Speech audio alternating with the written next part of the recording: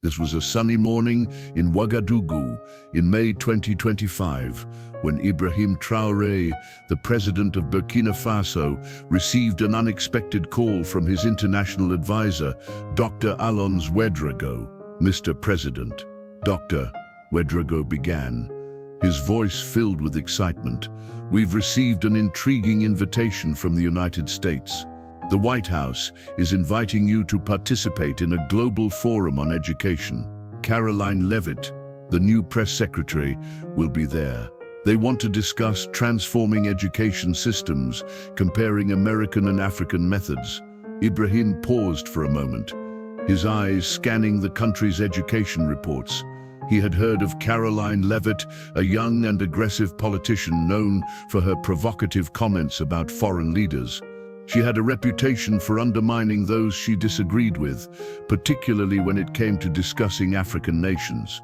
Intrigued, Ibrahim asked, "What's the format for this forum?" Dr. Ouedraogo's response came quickly.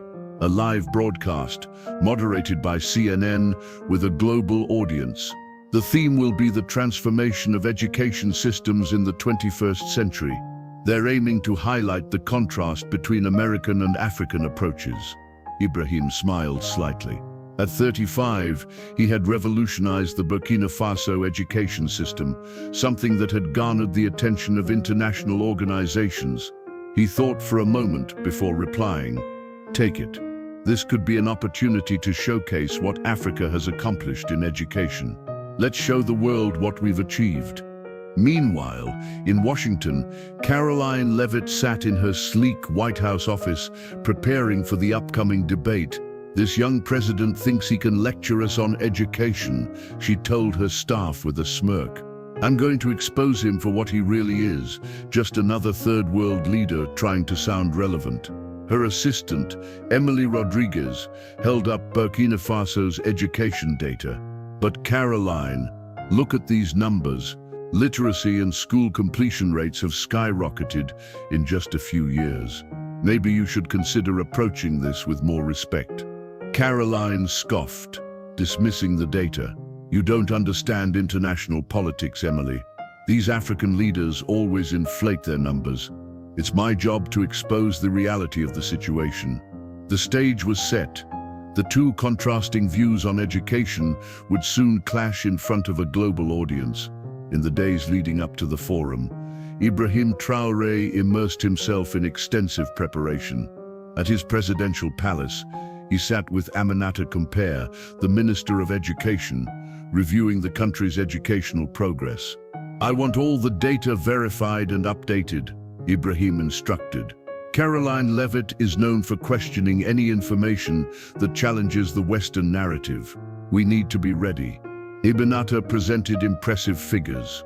Literacy rates have jumped from 29% to 78% in just 3 years.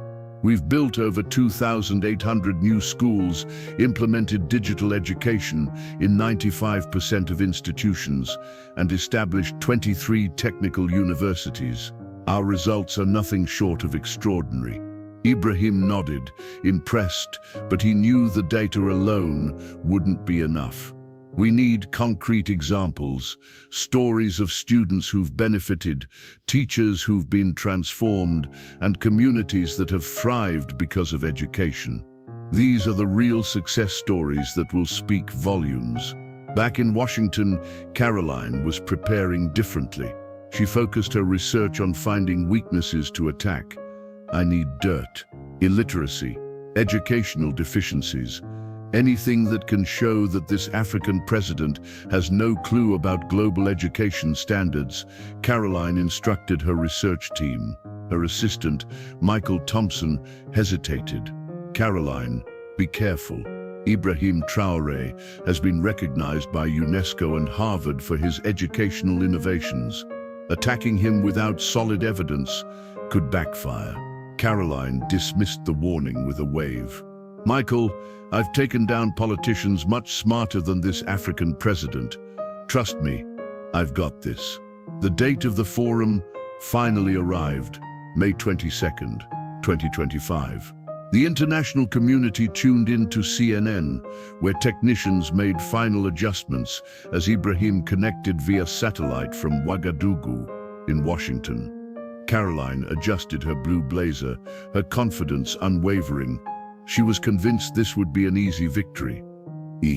Anderson Cooper, CNN's esteemed anchor, opened the broadcast. Good evening, world. Tonight we have a captivating forum between President Ibrahim Traoré of Burkina Faso and Press Secretary Karoline Leavitt on the global transformation of education. The debate promises to be intense. The screen split to show Ibrahim in his presidential office, the Burkina Faso flag prominently behind him, and Karoline in the pristine Washington studio. Anderson began. President Traoré, Ms. Leavitt, has argued that developed countries like the United States should take the lead in global education reforms. How do you respond? Ibrahim smiled politely but firmly. Mr. Cooper, I respect the American expertise in education, but innovation doesn't have a nationality. Sometimes the most effective solutions come from the most unexpected places. Karoline, not one to back down, interrupted with clear sarcasm. President Traoré, with all due respect, you lead a country where half the population was illiterate just a few years ago. How can you lecture us on education? A country that created Harvard, MIT, and Stanford. Ibrahim remained calm. Miss Leavitt, it is precisely because we have faced greater challenges that we've developed more creative solutions. When resources are limited, you become smarter, not just richer. Karoline shook her head condescendingly. Smart? Where exactly did you go to school? Which American university did you attend? Because frankly, it seems like your education came from guerrilla manuals. The room went silent, the tension palpable.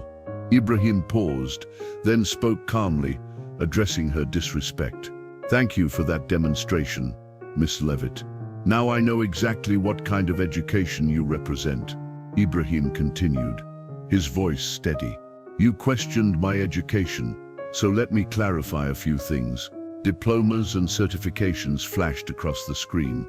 A bachelor's degree in civil engineering from Kwame Nkrumah University of Science and Technology in Ghana, a master's degree in public administration from Sorbonne University in Paris, and an MBA from the London School of Economics, all earned while serving as a military officer.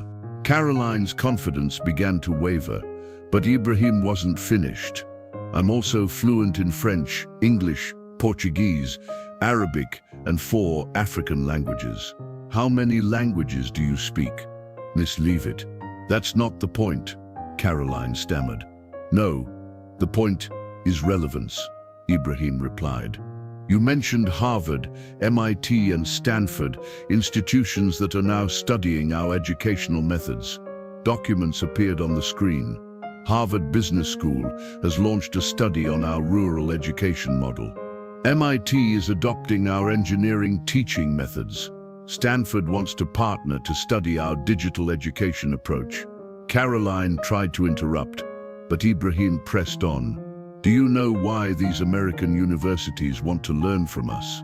Because we transformed a country with a 29% literacy rate into a leader in STEM education within 3 years, something no American state has managed to do. Karoline was visibly uncomfortable. These numbers are inflated, she protested.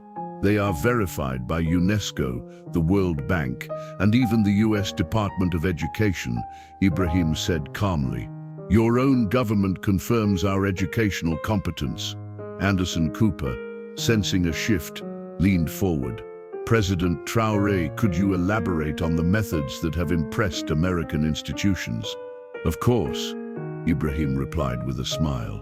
The most important thing we teach our students is to respect knowledge, no matter where it comes from. That's something that's revolutionary for some. Karoline shifted uncomfortably in her seat, but Ibrahim continued. Since you value American academic credentials so highly, I should tell you that I'm a visiting professor at 3 US universities, UC Berkeley, Columbia, and Georgetown, where I teach innovative governance, sustainable development, and youth leadership." Karoline's face turned pale. That's impossible." "It's not impossible," Ibrahim said, his voice firm. "I can give you the contact information of the deans if you want to verify." The audience could sense the tension, and Anderson Cooper seemed increasingly captivated by the unfolding debate. "That's extraordinary, President Traoré," he said, clearly impressed. Ibrahim smiled. "Even more extraordinary," he continued, "is that these lectures are always packed. American students want to learn how we've transformed education with a budget 50 times smaller than any American states." Karoline tried one last card. "But you still lead a poor country. How can you talk about educational success?" Ibrahim smiled, this time genuinely amused. Miss Leavitt, Burkina Faso may be financially strapped, but our students consistently outperform Americans in international competitions." The screen flashed results from academic Olympiads. "Last year, our students won 47 medals in international competitions. Our 16-year-old programmers create apps that American companies buy for millions. Our college graduation rate is 94%. What's the American rate, Miss Leavitt?" Karoline remained silent, the silence stretching for an uncomfortable moment. 73%. Ibrahim answered, his words hanging in the air. "Our students, who you dismiss as poorly educated, graduate from college more often than Americans." He paused before delivering his final blow. "But most importantly, we teach our young people that intelligence has no color, nationality, or economic status. That respect for knowledge is essential for growth. Lessons, it seems, that some people still need to learn." The silence in the studio was deafening. Karoline's arrogance had been completely dismantled. She tried to recover. "I wasn't questioning African intelligence." Ibrahim interrupted. "What exactly were you questioning, Miss Leavitt?" "My competence, based on your assumptions about African education." Karoline struggled to respond. The debate had turned in Ibrahim's favor, and there was no way to turn back.